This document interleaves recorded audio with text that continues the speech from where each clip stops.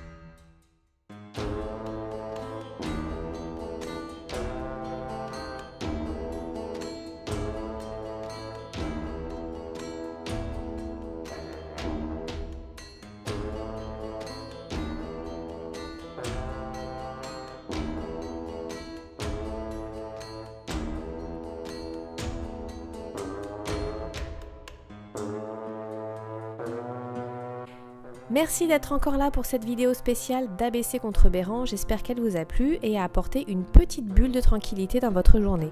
À tous ceux qui veulent créer, n'oubliez pas que le processus créatif est à votre portée même si vous êtes un grand débutant. Le plus grand pas à franchir est de se lancer. Si cette Inktober vous intéresse, je vous invite à me rejoindre sur Instagram où chaque jour je poste des personnages et des animaux en story. Vous pouvez voter pour vos préférés afin de les voir associés en illustration.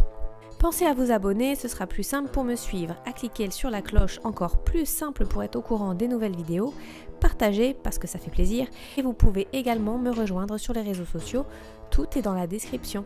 Faites travailler votre imagination, écrivez, créez et à bientôt.